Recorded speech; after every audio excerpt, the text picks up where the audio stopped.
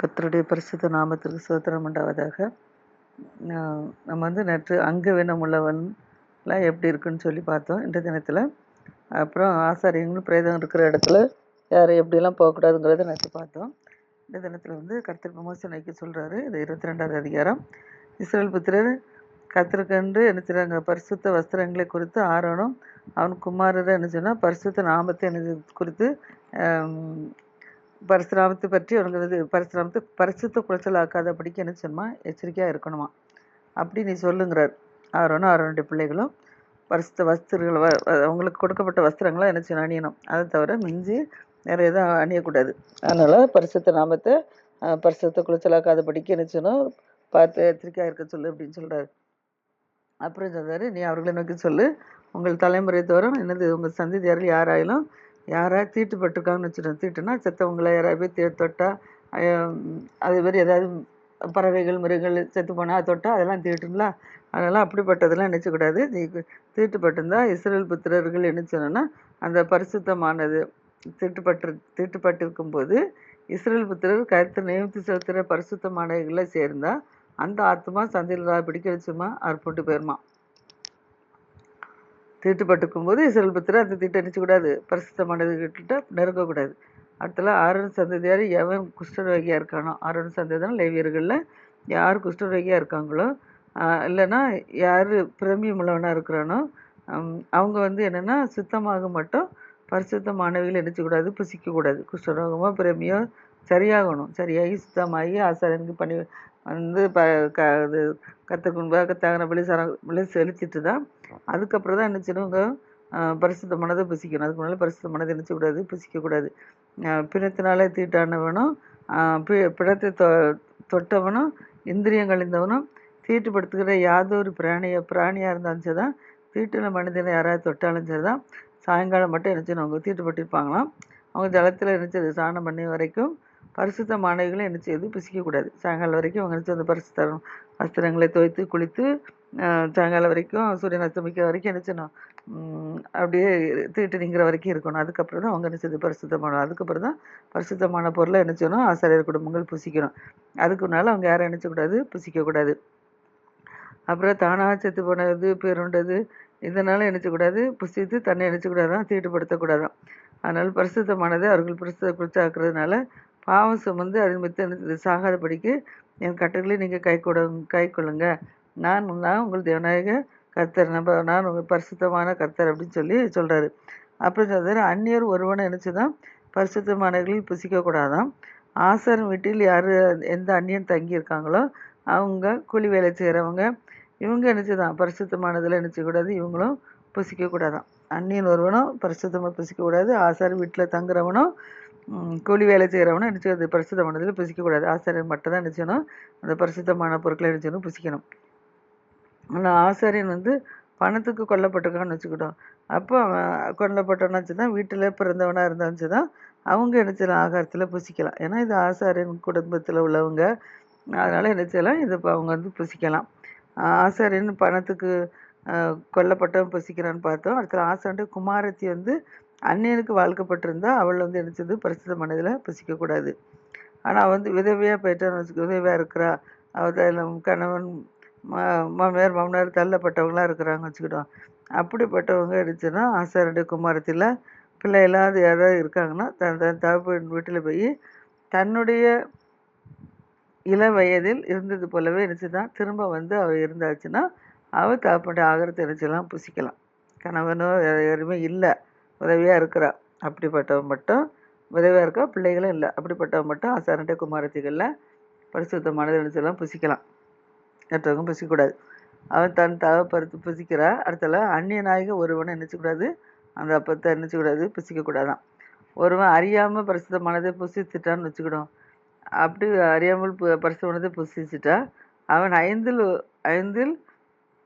ஒரு பங்கு என்ன செய்யணும், அதிகமாக கூட்டி என்ன செய்யணுமா, பரிசுத்தமானவர்களோடு கூட ஆசாரனுக்கு என்ன செய்யணுமா, கொடுக்கணுமா. அவர்கள் கர்த்தருக்கு படைக்கிற இஸ்ரவேல் புத்திரருடைய பரிசுத்தமானதில் பரிசுத்த குலைச்சலாகாதபடிக்கு அவைகளை புசிக்கிறதுனால் அவர்கள் மேல் குற்றமான அக்கிரமத்தை நான் அவர்கள் பரிசுத்தமாக்குற கர்த்தர் என்று சொல்லுங்கிறார். இன்னும் கர்த்தர் மோசே நோக்கி சொல்றாரு, இனி ஆரோனோடும் அவன் குமாரோடும் இஸ்ரவேல் புத்திரரோடும் அனைவரோடும் சொல்ல வேண்டியது என்னன்னா, இஸ்ரவேல் குடும்பத்தாரில் இஸ்ரேலில் தங்குகிற அந்நியர்களில் தங்களுடைய பொருத்தத்தின்படியும் உற்சாகத்தின்படியாகலும் சர்வாங்க தரப்பிலேயே கர்த்தருக்கு தங்கள் காணிக்கையாக யாவர்கள் செலுத்த போகிறார்களோ அவர்கள் தங்கள் மனதின்படியே ஆடுகளாக இருந்துச்சு தான், ஆடுகளாக இருந்துச்சு தான், வெள்ளாடாக இருந்துச்சு தான், பழுதற்ற ஒரு ஆண் மாடாக இருந்துச்சு தான், இதுக்கு வந்து என்ன செய்யணும், பதற்கு கற்றுக்கு நம்ம என்ன செய்யணும், பலி செலுத்தணுமா. அதில் ஒரு விசேஷத்தை பொறுத்தனையாவது உற்சாகமாவது கர்த்தருக்கு மாடு இல்லை ஆடு இல்லை சமுதாய பள்ளியில் செலுத்த போகிறான்னா அவன் அங்கீகரிக்கப்படும்படி ஒரு பழுதும் இல்லாமல் என்ன செய்யணும், சுத்தமாக இருக்கணுமா. அதில் குருடு, நெரிசல், முடம், களலை, சொறி, புண்ணு முதலே பழுதுள்ள என்ன செய்யுது கர்த்தரை செலுத்தாதபடிக்கு கர்த்தருக்கு பலிபீடத்தின் மேல் என்ன செய்யணும், தகவல் பலியிடாமல் இருக்கணுமா. அதில் நீண்ட நாள் அல்லது குறுகின அவயங்களில் மாட்டை அடிச்சணும், ஆட்டையும் என்ன செய்யணும், உற்சாக வழியாக கற்றுக்க என்ன செய்யலாம், பொறுத்தலை செலுத்தலாமா. ஆனால் பொறுத்தனைக்காக அதை என்ன செய்யக்கூடாது, அங்கீகரிக்கப்படாது. நீண்ட மனுஷனாக இருந்துச்சு தான், குறுகிய மனுஷனாக இருந்துச்சு தான், குறுகிய ஆடாக இருந்துச்சு தான், மாடாக இருந்துச்சு தான், பொறுத்தனைக்காக அது என்ன செய்யலாம், அங்கீகரிக்கப்பட மாட்டேதான். அது மாத்திரம் விதையை நசுங்கினவன், நொறுங்கினது, அடுத்தல காயப்பட்டது, விதை அறுக்கப்பட்டது, இப்படிப்பட்டவர்களும் என்ன செய்யணும், கர்த்தருக்கு தேசத்தில் நினைச்சக்கூடாது, பழி செலுத்தக்கூடாதான். அடுத்தபடியாக அந்நிய புத்திரன் கையிலும் இப்படிப்பட்டதை வாங்கி தேவனுக்கு அப்பமாக செலுத்த ஆரம்பிச்சிட்டான். இஸ்ரவேல் புத்திர கையில் இப்படிப்பட்டதை வாங்கி என்ன செய்யணும், இது விதை நசுங்கினவர், நொறுங்கினது, காயப்பட்டது, விதை அரிக்கப்பட்டது, இவங்களாம் செலுத்தாமலாம் அவைகள் உங்கள் தேசத்தில் பள்ளியிடாமலும் இருப்பிருக்கலான்னு சொல்லிட்டு அந்நிய புத்திரன் கையில் இப்படிப்பட்டதை வாங்கி தேவனுக்கு நினைச்சது அப்பமாக செலுத்துவீர்களாக. அவைகள் கேடும் பழுதும் அவைகள் இருக்கிறது. அதனால் அவைகள் என்னது அவனுடைய சன்னிதியில் என்ன செய்கிறாங்க, பயத்தோடு இருக்கணும். பின்னங்கத்தை வசித்து எழுதாது, ஒரு கன்றாவது செம்மறியாட்டு குட்டியாவது வெள்ளாட்டு குட்டியாவது பிறந்திருக்குன்னு வச்சுக்கிடும். கன்றுக்குட்டி அல்லது செம்மறியாட்டு குட்டி ஏதாவது ஒன்று செம்மறியாட்டுக்குட்டி இது வந்து என்ன செய்யணும்னா பிறந்துச்சுன்னா 7 நாள் என்ன செய்யணும், தாயத்தில் இருக்க கடணும். 8ஆம் நாளில் என்ன செய்யணும், கர்த்தருக்கு தகன பலியாக செலுத்தணும். 7 நாள் தாயோடு இருக்குது, 8ஆம் நாள் தகன பலியாக செலுத்தணுமா. அப்போ வந்து அது அங்கீகரிக்கப்பட இருக்கிறது, அவைகள் உங்களுக்கு அங்கீகரிக்கப்படவில்லைன்னு சொல்கிறார். அதில் பின்னங்கத்திர மோசனைக்கு சொல்கிறாரு, ஒரு கன்றாக இருந்துச்சு தான், ஒரு ஆடு செம்மறியாட்டு குட்டியாக இருந்துச்சு தான், வெள்ளாடாக இருந்துச்சு தான், அது பிறந்த 7 நாள் தாயின் இடத்துல விட்டுறணும். 8ஆம் நாள் என்ன செய்யணும், அது கர்த்தருக்கு சர்வாங்க தரப்பிலையாக இருந்துச்சுலாம் செலுத்தலாம். பசுவையும் அது கன்றையும் கன்றையும் ஆட்டையும் அதுவும் குட்டிகளையும் ஒரே நாள் என்ன செய்யணும், கொல்லக்கூடாதான். பசுவையும் கன்றையும் ஆட்டையும் அதன் குட்டியும் ஒரே நாளில் சொல்லக்கூடாது, கொல்லக்கூடாது. ஏன்னா கர்த்தருக்கு சோத்திர பலி செலுத்தீர்களானால் மனப்பூர்வமாக என்ன செய்யணும், செலுத்தணுமா. அதனால தானே அதனால சரி இப்போ 2 சேர்ந்து பசிக்கக்கூடாது, ஒன்று பலி செலுத்திட்டு இன்னொருத்தர் செய்யணும், விட்டுறணும். அதான் ஆனால் கர்த்தருக்கு சோத்திர பலியாக செலுத்தினா மட்டும் மனப்பூர்வமாக என்ன செய்யணுமா, அதை செலுத்தணுமா. கர்த்தருக்கு சோத்திர பலியை செலுத்தீர்களானால் மனப்பூர்வமாக என்ன செய்யணும், செலுத்தீர்களாக போட்டுக்கு. அடுத்தது அந்நாள் தான் நான் புசிக்கப்பட வேண்டிய விடியற்காலமாகிய என்ன செய்யணும், விடியற்காலம் மட்டும் அதில் ஒன்று என்ன செய்யக்கூடாது, மீதி வைக்கக்கூடாது. ராத்திரி என்ன செய்யணும், சாப்பிட்டோன்னா விடியற்காலம் மட்டும் மீதி வைக்கக்கூடாது. அப்படி நீங்கள் கட்டளைகளையும் கை கொண்டு என்ன செய்யுங்க, அவர்கள்படி செய்ய கடவுள்கள்னு சொல்லி கருத்து சொல்கிறாரு. அடுத்ததாக என் பரிசுநாமத்தை பரிசுத்த குறைச்சலாக்கக்கூடாது, அது அவருக்கு பரிசுத்த குறைச்சலாக்கக்கூடாதுன்னு சொல்கிறார். அடுத்தபடியாக பரிசுத்த நாமத்தை பரிசுத்த குறைச்சலாக்கக்கூடாது, இஸ்ரவேலரோட நடுவே நான் கர்த்தரை பரிசுத்தராக இருக்கிறேன்னு சொல்கிறார். அதனால் மற்ற வசதிகள்லாம் மற்ற ஆசாரியர்கள்லாம் என்ன செஞ்சுறாங்கன்னா எந்த இது பள்ளி செலுத்தலாம்னு செய்தான், சோத்திர பள்ளி செலுத்தலாம்னு செய்தான், மனப்பூர்வமாக என்ன செய்யணும், செலுத்தணும். பசுவாக இருந்துச்சு தான், கண்டாக இருந்துச்சு தான், ஆட்டுக்குட்டியாக இருந்தது தான். ஆனால் அதை வந்து என்ன செய்யக்கூடாது, பலி செலுத்தணும் தவிர மற்றபடி என்ன செய்யக்கூடாது, அதை கொலை செய்யக்கூடாது. அப்படின்னா அதை என்ன செய்யணும், புசிக்கிறனாலே விழியக்காலம் மட்டும் புசிப்பேர் என்று சொல்கிறார் கர்த்தர். அதனால் கர்த்தருடைய கட்டளைகளை கை கொண்டு அவங்களை இப்படி செய்யும்போது பரிசுத்த நாமத்தை குலைச்சலாக்காது இருப்பீர்களாகன்னு சொல்கிறார். இஸ்ரவேல் புத்திரர் நடுவே நான் மதிக்கப்படுவேன். அப்பொழுது உங்களை நினைச்சுவேன் பரிசுத்தமாக்குற கர்த்தர். நான் உங்களுக்கு தேவனாக இருப்பேன். உங்களுக்கு ஏது தேசம் நான் உங்களுக்கு தேவனாக இருப்பேன். உங்களை ஏது தேசத்துக்கு புறப்பட பண்ணின என் தேவன் இஸ்ரவேல் புத்திரர் நான் நடுவில் பரிசுத்தர் மதிக்கப்படுவேன். நான் உங்களை பரிசுத்தமாக்குற கர்த்தர். நான் உங்களுக்கு தேவனாக இருக்கிறதுக்காக உங்களை ஏது தேசத்துக்கு புறப்பட பண்ணேன். நான் உங்களுக்கு தேவனாக இருப்பேன். உங்களை எகிப்து தேசத்துக்கு புறப்பட பண்ணேன். அதனால் நான் கர்த்தர் என்று நீ சொல்லு அப்படின்னு சொல்லி கர்த்தர் மோசே கட்டளையிடுறாரு. அதன்படியே மோசே செய்கிறான். கர்த்தர் தான் இதை ஆசிரியப்பாராக. அடுத்தபடியாக 23வது அதிகாரம். 23வது அதிகாரம்னா பண்டிகை. ஒரு பண்டிகை வந்து நம்ம எப்படி செலுத்தணும் அப்படிங்கிறது. இப்போ நம்ம வந்து பண்டிகை நினைச்சிடும், அது பிரதிஷ்டா பண்டிகைங்கிறோம். அடுத்தால நினைச்சிடும் கிறிஸ்மஸ் பண்டிகைங்கிறோம். அடுத்தால நினைச்சிடும் ஈஸ்டருங்கிறோம். இப்படி நம்ம நினைச்சோம் ஒரு பண்டிகை நினைச்சுதான் கொண்டாடுறோம். அது வருஷத்தில் 3 பண்டிகை நினைச்சணும் கண்டிப்பாக கொண்டாடணும். ஆண் மக்கள் நிச்சயமாக 3 பண்டிகை நினைச்சணும் கொண்டாடணும். ஆலயத்துக்கு போகணுன்னு சொல்லி நம்ம ஏற்கனவே பார்த்துக்குறோம். அது இப்போ என்ன பண்டிகைன்னு சொல்லி நம்ம பார்ப்போம். இப்போ கர்த்தர் என்ன சொல்கிறாரு, மோசேக்கு சொல்கிறாரு, இஸ்ரவேல் புத்திரருக்கு பண்டிகை எப்படி கொண்டாடுன்னு சொல்கிறாரு. எப்படின்னா முதல்ல சபை மக்கள் எல்லோரும் நினச்சிடணும் கூடி வரணும். கூடி வந்து பரிசுத்த நாட்களாக நினச்சிடணும் அந்த பண்டிகையை ஆசரிக்கணுமா. அந்த சபை மக்கள்லாம் கூடி வந்து பரிசுத்தமாக பண்டிகை ஆசரிக்கணுமா. அந்த பண்டிகை என்ன பண்ணுறோன்னா 6 நாள் என்ன செய்யலாம், வேலை செய்யலாம். 7ஆம் நாள் வந்து பரிசுத்த சபை கூடுதலான ஓய்வு நாள். 6 நாள் வேலை செய்யணும். 7ஆம் நாள் கர்த்தர் நினைச்சிருக்காரு, எதுலையுமே வேலை செய்யக்கூடாதுன்னு சொல்லியிருக்காரு. கற்றுக்கொண்டு அது பரிசுத்தமாக ஓய்ந்திருக்குன்னு சொல்லியிருக்காரு. அதனால் சொல்கிறாரு அந்த நாளில் வந்து எந்த வேலையும் செய்யக்கூடாது. கர்த்தர் உன்னோட வாசஸ்தலம் எங்கும் கர்த்தர்கண்டு எல்லாரும் என்ன செய்யணும், ஓய்ந்திருக்கணும் அந்த நாள்னு சொல்கிறாரு. இப்போ சபை கூடி வந்து பரிசுத்தமாக ஆசரிக்கும்படி குறித்த காலத்தில் கூற வேண்டிய கர்த்தரின் பண்டிகை என்ன அப்படின்னா 1ஆம் மாதம் 14ஆம் தேதி அந்த நேரமாகி வேலையில் கர்த்தரின் பஸ்கா பண்டிகை. ஏன்னா 1ஆம் மாதம் 14ஆம் தேதி இஸ்ரேல் ஜனங்கள் எகிப்திலேருந்து கானானுக்கு புறப்பட்டு வந்தாங்க. அதனால் அவங்க என்ன செய்கிறாங்க, மாவு பிசைஞ்ச மாவை எடுத்துகிட்டு வந்தாங்க. அந்த மாவு அவங்களுக்கு என்ன செய்யலை, புளிக்கல வைக்கலன்னு சொல்லி பார்த்தோம். அவங்க கிளம்பும்போது என்ன செய்கிறாங்க, எல்லோரும் ஒரு இதான ஆட்டுக்குட்டி என்ன செய்யணும் கர்த்தருக்கு அவங்க தகன பலியாக இந்த அடித்து ரத்தத்தில் செஞ்சாங்க, வீட்டு நிலைக்காலெல்லாம் பூச்சிட்டு வந்தாங்கன்னு சொல்லி பார்க்குறோம். அதனால் அந்த நாளை நினைவு கூர்ந்து 1ஆம் மாதம் 14ஆம் தேதி எப்பவுமே என்ன செய்யணும், அந்த 5 நேரமாக வேளையில் கர்த்தருக்கு என்ன செய்யணும், பஸ்கா பண்டிகை ஆசரிக்கணும். பஸ்கானா என்னது, திருவிருந்து. அது மாதிரி அந்த மாதத்திலேயே 1ஆம் மாதம் 15ஆம் தேதியில் கர்த்தருக்கு புளிப்பில்லா அப்பம் என்ன செய்யணும் பண்டிகைமாக இருக்கும். 7 நாள் என்ன செய்யணும், புளிப்பில்லாத அப்பங்களை என்ன செய்யலாம், புசிக்கலான்னு சொல்கிறார். அந்த முதலாம் நாள் வந்து உங்களுக்கு பரிசுத்த சபை கூடுதல், அதில் யாதொரு வேலையும் நினச்சக்கூடாது, செய்யக்கூடாது. 7 நாளும் கர்த்தருக்கு என்ன செய்யணும், தகன பலி நடத்தணுமா. அந்த 7ஆம் நாள் பரிசுத்தமான நாளாக அதில் வந்து சாதாரணமான யாதொரு வேலையும் என்ன செய்யக்கூடாது, செய்யக்கூடாதுங்கிறப்பல 7 நாள். முதலாம் நாள் வந்து பரிசுத்த ஓய்வு நாள், சபை கூட நாள், அதில் எந்த வேலையும் செய்யக்கூடாது. 7 நாளும் கற்றுக்கு தகுந்த வழி செலுத்தணும். 7ஆம் நாள் பரிசுத்தமான சபை கொடுத்து அதனால் சாதாரணமான யாதொரு வேலையும் செய்யலாகாதுன்னு சொல்கிறார்.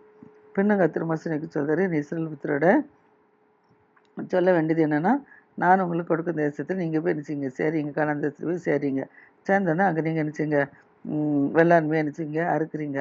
அறுக்கும்போது உங்கள் அறுப்பின் முதல் பலனாகிய ஒரு கதிர்கட்டை என்ன செய்யணும், நீங்கள் ஆசார இடத்துல கொண்டு வரணும். அப்பொழுது அது வந்து அங்கீகரிக்கும்படி ஆசாரம் என்ன செய்யணும், அந்த கதிர்கட்டை ஓய்வு நாளுக்கு மறுநாளில் என்ன செய்யணும், கர்த்தர் சந்நிதியில் அசைவாட்டணுமா. அப்படி நீங்கள் அந்த கதிர்கட்டை என்ன செய்யணும், அசைவாட்டு நாளில் கர்த்தருக்கு சர்வாங்க தகன பலியாக 1 வயதான ஒரு பழுதற்ற ஒரு ஆட்டுக்குட்டி என்ன செய்யணுமா, கர்த்தருக்கு காணிக்கையாக செலுத்தணுமா. அது மாத்திரமல்ல, கர்த்தருக்கு சுகந்த வாசனையான தகன பலியாக ஒரு மரக்காலில் 10ல் 2 பங்கானதும் எண்ணெயிலே பிசைந்ததுமான மெல்லிய மாவாகிய போஜன பலியையும் திராட்சை பழ ரசத்திலே காற்படியாகிய பானை பலியும் நினச்சினும் செலுத்தணும் அப்படிங்கிறார். உங்கள் தேவனுக்கு காணிக்கையை நீங்கள் நினச்சிடணும் கொண்டு வரும் அந்நாள் மட்டும் அப்பமும் வாட்டிய கதிர்களும் பச்சை கதிர்களும் தேவனுக்கு காணிக்கையாக கொண்டு வரும் மட்டும் என்னெல்லாம் கொடுக்கணும்னா அப்பம், வாட்டிய கதிர், பச்சைக்கிளி, புசிகளாக இதெல்லாம் நினச்சக்கூடாது, புசிக்கக்கூடாது. இது உங்கள் வாசத்தினவங்கும் சொல்லக்கூடிய கட்டளை அப்படின்னு சொல்கிறார். தேவனுக்கு காணிக்கையாக கொண்டு வரும் காணிக்கையில் அப்போ வாட்டிய கதிர், பச்சை கதிர் இது புசிக்கணும். இது வந்து எரிச்சக்கூடாது, புசிக்கக்கூடாது. இது உங்கள் வாசஸ்தலங்கள்லேருந்தும் உங்களுக்கு தலைமுறை தோறும் செல்ல வேண்டிய நித்திய கட்டளைங்கிறாரு. அப்புறம் வந்து அசைவாட்டு கதிர்கட்டை என்ன செய்யணும் அப்படின்னா, ஓய்வு நாள் முதற்கொண்டு மறுநாள் என்ன செய்யணும், மறுநாள் என்ன செய்யணும்னா ஓய்வு நாள் 7 நாள் நிறைவேற்ற பின்பு 7ஆம் ஓய்வு நாளுக்கு மறுநாளாகிய 50ஆம் நாள் மட்டும் எண்ணி கர்த்தருக்கு என்ன செய்யணும், புதிய போஜன பலி என்ன செய்யணுமா, செலுத்தணுமா. நீங்களும் ஒரு மரக்கல்ல 10ல் 2 பங்காகிய மெல்லிய மாவிலே புளிப்பில்லாத பாகுபட்ட அசைவாட்ட காணிக்கையாக இருக்கிற 2 அப்பங்களை உங்கள் வாசஸ்தலங்க என்ன செய்யணும், கர்த்தருக்கு முதற் பலனாக கொண்டு வரணும். அப்பத்தோடு கூட என்ன செய்யணும், கர்த்தருக்கு சர்வாங்க தரபடியாக 1 வயதான 2 பழுதற்ற 2 ஆட்டுக்கடாக்களையும் 1 வயதான பழுதற்ற 7 ஆட்டுக்குட்டிகளையும் 1 காளையும் 2 காணிக்கைகளையும் கர்த்தருக்கு என்ன செய்யணும், சிறந்த காணிக்கையாக கொண்டாடணுமா. அப்படியாக அப்பத்தோடு கூட கர்த்தருக்கு சர்வாங்க தரபடியாக வயதான பழுதற்ற 7 ஆட்டுக்குட்டி 1 காளை 2 ஆட்டுக்கடாக்களையும் கர்த்தருக்கு சுகந்த வாசனை தகனபலியாக என்ன செய்யணும், பலியாக அதற்கு அடுத்த போஜன பலி என்ன செய்யணும், பான பலியிலையும் செலுத்தணுமா. ஆனால் வெள்ளாடுகளில் என்ன செய்யணும், 1 கடாவை மட்டும் என்ன செய்யணுமா, பாவ நிறுவன பலியாகவும் 1 வயதான 2 ஆட்டுக்குட்டிகளை சமாதான பலியாக என்ன செய்யணுமா, இடணுமா. அவைகளை ஆசிரியர் என்ன செய்யலாம், முதற் பலனோடும் ஆசிரியனோடு என்ன செய்கிறாங்க அப்படின்னா, வந்து 2 அதனால் ஒரு ஆத்மாவும் என்ன செய்யக்கூடாது, யாதொரு வேலையும் செய்யக்கூடாது. அப்பத்தோடு 2 ஆட்டுக்குட்டியோட கர்த்தருக்கு சந்நிதியில் அசைவாட்டம் காணிக்கையோட கர்த்தருக்கு பரிசுத்தமானது செலுத்துனாங்க. அது வந்து கர்த்தருடைய ஆசாரியனுக்கு அது. அந்த நாள் உங்களுக்கு சபை கூடி வரும் பரிசுத்த நாள்னு சொல்லி கூற வேண்டும். அதனால் அதில் யாதொரு வேலையும் கூடாது, செய்யக்கூடாது. 7 நாள் பரிசுத்த ஓய்வு நாள். அதனால் அந்த 7 வேலையும் நினச்சக்கூடாது, செய்யக்கூடாதுங்கிறார். இது உங்கள் வாசஸ்தலங்க உங்கள் தலைமுறையினரும் நிச்சயக்கட்டளாக இருக்கும் அப்படிங்கிறப்பல. உங்கள் தேசத்தின் இவைகளெல்லாம் தேசத்தில் வெள்ளாண்மை வந்து நினச்சிக்கிட்டு அறுக்கும்போது வயலில் நினச்சின்னா வெள்ளாண்மை இருக்கும்போது வயலில் சைடில் நினச்சி விட்டுறணும். அது மேலே அறுத்து கட்டும்போது சிந்தி கிடக்கிற கதிரையும் நினச்சக்கூடாது, பொறுக்கக்கூடாது. இதெல்லாம் எளியவனுக்கும் பரதேசிக்கு என்ன செஞ்சணுமா, விட்டுறணுமா. நான் உங்களுக்கு ஏன்னா கத்துன்னு சொல்லுங்கிறார். ஏன்னா இவங்க உண்டாக்காத தோட்டம் தான். கானானியர்கள் வேறு எபுசியர்கள் கசியர் என்ன செஞ்சாங்க, இதெல்லாம் அவங்க உருவாக்கி வச்சுருந்தாங்க. இப்போ அவங்கள விரட்டிட்டு கர்த்தர் என்ன செய்கிறாரு, இந்த இடத்துல வந்து வைக்கிறாரு, கேதுன்னு சொல்லி பெயர் வைக்கிறாரு. இப்படியாக அவங்க என்ன செய்கிறாங்க, அந்த இடத்துல